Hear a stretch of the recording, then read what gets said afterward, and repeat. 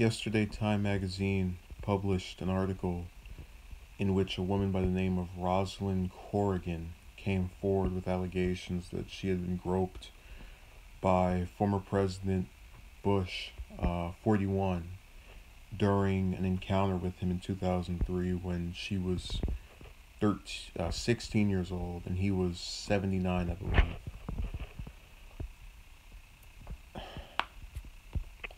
Now, as I've stated in the past in regards to charges made against him, I have a very difficult time believing them, and that's more so due to circumstantial effects. And it's kind of funny. TYT reported on this same story yesterday, I believe, and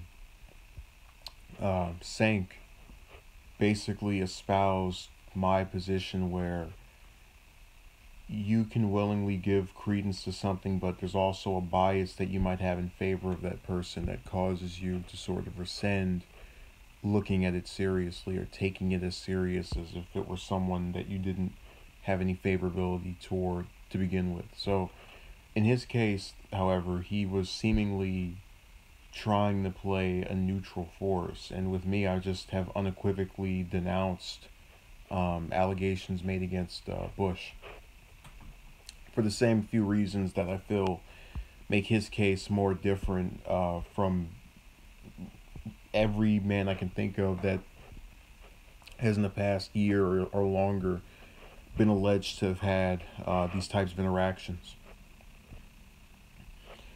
One of them being that Bush has been in the spotlight for decades. He's been famous since the 60s, ever since he won his first congressional seat. And you would think in a career that spans decades upon decades, that during that career he would have done this, he would have started this, there would have been charges made before. If you go and you look at Clinton and Trump, allegations were made about them prior to becoming president, and they trace back to when those men were in their 50s, 40s, 30s, in the case of Clinton, back when he was governor of Arkansas in his early 30s.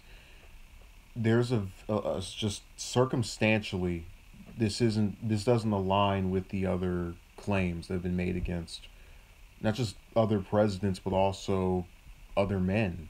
I'm supposed to believe that at age 79 or 80 or 90, Bush Sr. or Bush 41 decided, I am going to begin a career of groping and touching and feeling on people.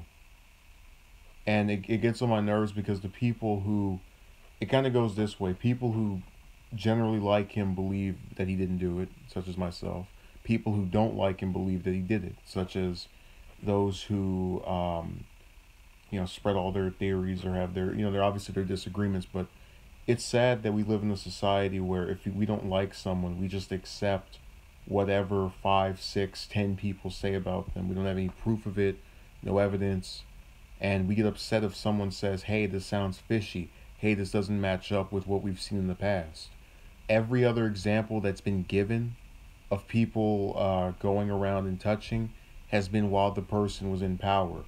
Someone's an executive, someone's already at the top of Clinton when he was governor. It's just, these are charges that are made on the theme of a man in power. The claims against Bush are during his time out of office, and I just have this thing in my mind where that it doesn't make sense that he would keep these supposed sick interests of his all the way in the back of his mind, year after decade after decade after decade, and then in the early 2000s begin a career of grabbing and feeling and touching and squeezing and all that other all those other movements and shakes. But really what is to be taken away here is that when you see the number of guys who are getting alleged, charged, having things claimed of them, and a lack of evidence other than someone claiming something happened to them, you're moving in a dangerous society where now anytime you get a large enough number of people to say something, it automatically becomes true. We're going to get to a point where people will say, hey, if you stick your hand in fire, you won't get burned. There's 80 people saying it, you have to believe it. There's 80 people saying it, you have to believe it. And I'm not saying if large groups come out against someone, that doesn't mean they didn't do it. I'm saying if we don't have proof of it, and if there's enough but those shouldn't be ignored just because the stories don't go. Okay, I don't care from either way, but these allegations shouldn't be ignored just because the stories don't go along with other rapists. I'm not saying ignore it. If I was saying that, I wouldn't even be making a video about it. My critique of it or feelings toward it is that if someone had something to happen to them, you don't wait years. And evidently in waiting years, he was allowed to go around and do it more if this turns out to be true. That's been the problem I've had with many of the charges that are being made against all of these different guys, but I've allowed it to kind of slide and pass. Typically because it was believable that, okay, well, this person is now in this position of power. They're able to just go and do this. That's what they've been saying about Weinstein. They said, oh, he was in this position of power. He could go around and grab people and he'd be scared to do anything. That's why I'm bringing up the other tales. It's not just me saying, hey, let's compare things just to compare them. The narrative here for all of these stories is powerful men grabbing women. That's what they've been saying over and over again. I'm saying if he's out of office, if he had no record of doing it prior to 2003 or whatever part of the 2000s they're alleging, and he had a career that spanned decades before that, why would he decide after no longer being in power to start doing it? It sounds like your problem is more with the victims than come forward immediately no matter what, or else it didn't happen. I'm not saying that. My problem is the fact that this stuff it screams of, in my view, almost an unwillingness to just go and make a charge. And what I'm trying to convey here is, if he did it, it's bad. It should have been spoken about. I can get where someone would think, oh yes, no one will believe me. What I can't get is that you now feel emboldened by some campaign against someone else to start coming forward against a person who didn't have the charges beforehand. You know, I'm bringing up the other stuff because there's a lot of these similarities typically come from patterns that we as people, or people who do that anyway, tend to repeat. You know, for example, the stuff with Clinton goes back decades, the stuff with Trump goes back decades, and it had believability to it because they weren't made prior to something happening. This isn't exactly the first time someone who wasn't president or that was a politician got accused of something. There was a guy named Herman Cain, ran in 2012 for the Republican nomination. After he got out of that race, when those women kept alleging that he had touched them, not a single charge was filed, and it was never brought up again. But I'm supposed to believe that was true. If you really think someone wronged you, you go and get justice for it. And I don't see how this is victim blaming. I'm saying we can't be a society. Oh my God. So because I am male, I am unable to understand where a person would feel intimidated by a person in power. I could say I agree with the ones against Weinstein. I could say I agree with the ones against Spacey. But if I don't agree with every single charge being made, my male perspective is somehow blocking me from being able to sympathize or empathize with the accusers. Even if the stories don't seem to add up, even if the narrative just doesn't seem to be there, even if it seems like a cash grab because everyone else is doing it. I didn't say that you were unable. Is that of... Okay, I'm getting confused here. I didn't say you were unable to empathize. Is that... No, I'm not saying it isn't, but I'm trying to convey here that my viewpoint is not one that is saying, oh, what they're thinking of or what they're claiming shouldn't be heard. I'm letting it be heard. I read the article.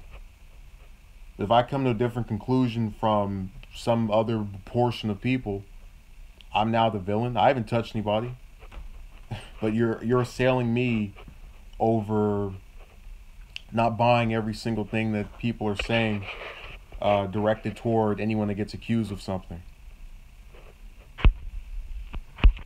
which I don't think is right.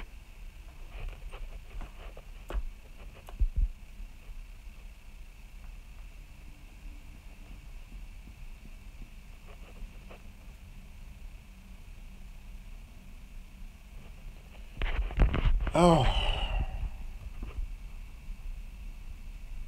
see it from a different perspective. Look, if I didn't see it from the other person's perspective, I wouldn't have believed all the other ones.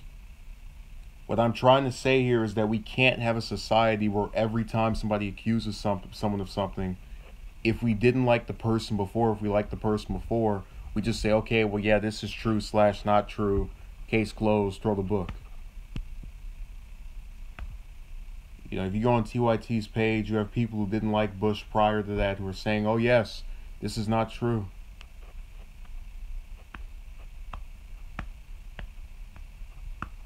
So that was the point I was trying to make.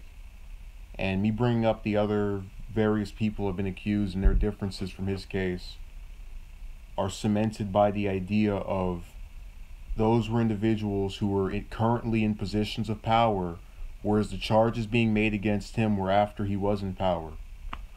And the narrative that we've seen over and over again is these powerful men who can do this to you and influence society, and he wasn't in that capacity when these charges or when these examples allegedly took place.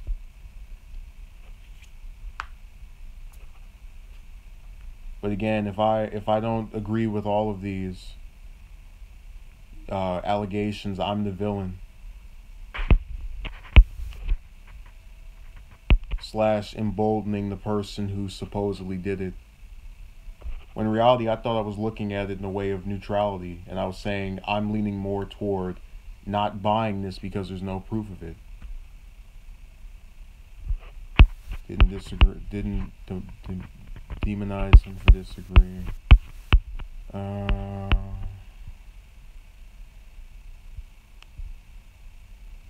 Well, I did. Well, you said that I was my problem seemed more to be with the victims, and that the victims should have come forward immediately, no matter what, or else it didn't happen. Which I never said. My problem is its timing, the fact that they let years go by, and that it really doesn't seem to have much validity to it, especially in the capacity of the other charges.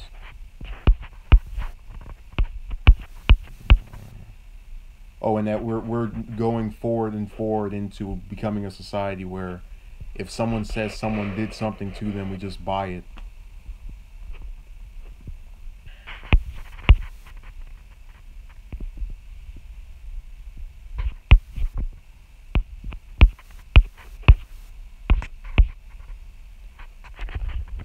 So it wasn't even a statement. Okay. Yeah, but also the other part was that you said the allegations shouldn't be ignored, which I never said they shouldn't be downplayed or talked about or discussed. Why would I make a video about a topic I don't want discussed? I really think about that. If I thought these charges should just be swept aside, not talked about, not spoken about, why would I talk about it and speak about it? And it feels more that the problem is I'm not going in a direction that is wanted of me to go in, which is to just buy whatever someone says, even if it doesn't fit the narrative or themes that are generally discussed in regards to that topic, as part of this little Me Too campaign. So there's now an issue with me, a person who doesn't have any of this against him, who just saw it and gave his opinion on it.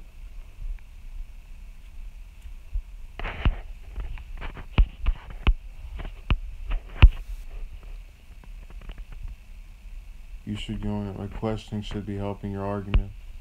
Yeah, I don't really understand that. Okay. Sounds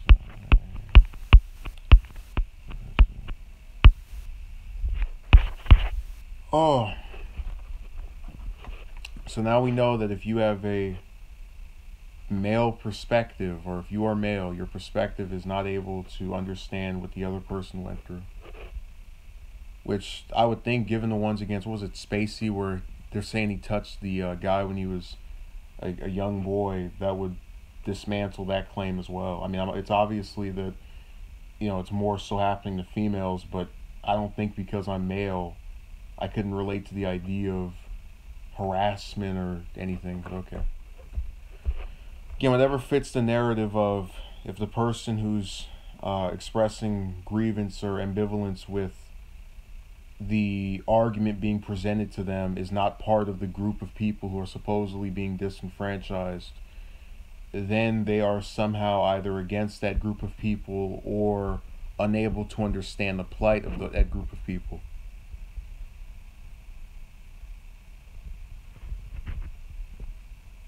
That's seemingly what the argument that is being made here is.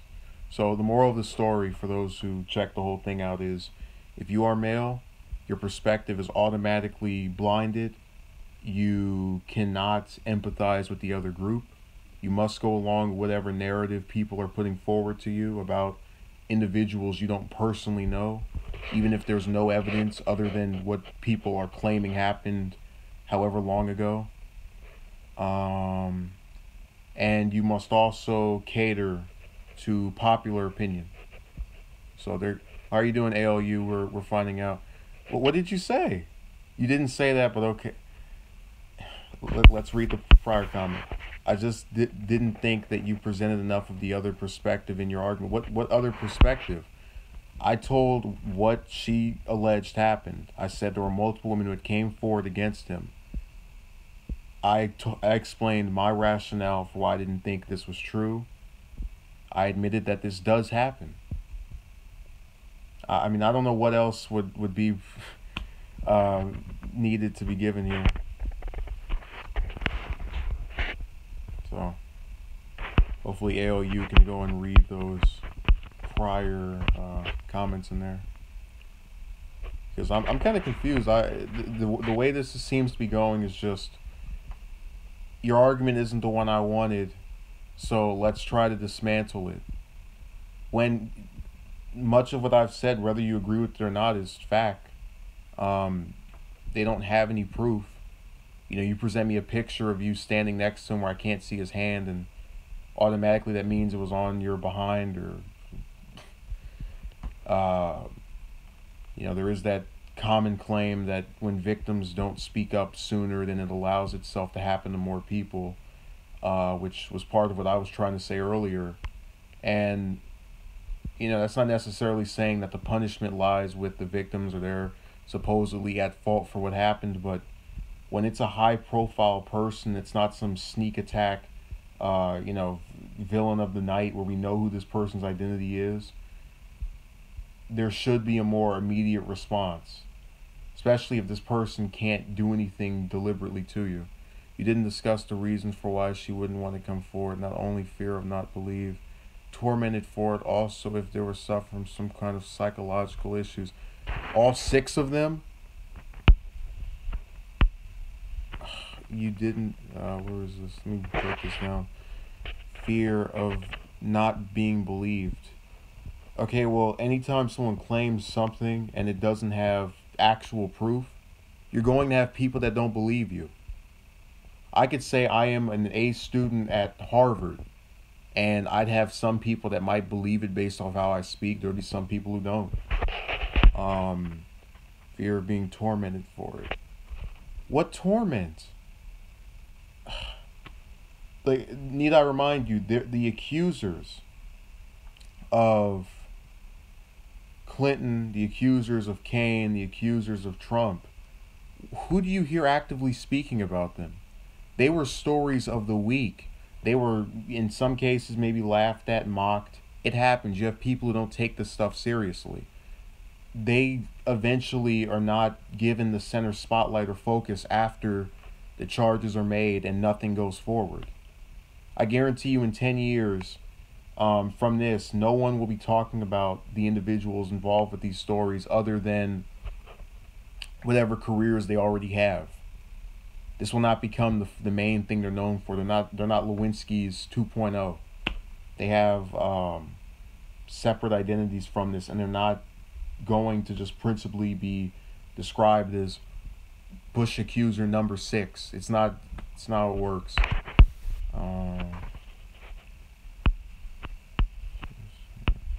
Okay, LU is cracking up.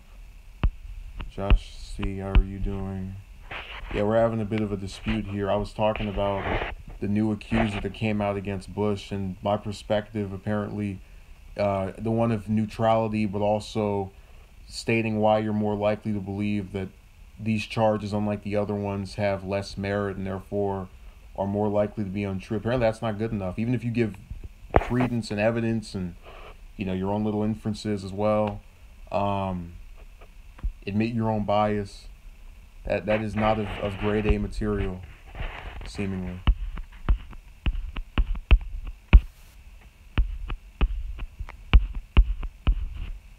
We can't have freedom of speech that doesn't fit our own narrative. Imagine if I did that. If every time someone came in my chat room and I was talking about politics and someone says I don't like Bernie and I just start blocking them. That's kind of what is seemingly being done here, except it's the reverse. Well, even if you didn't say that they never lie, the point I was making is, when I say I believe that it didn't happen, you're thinking that I think they're lying, which in this case I do.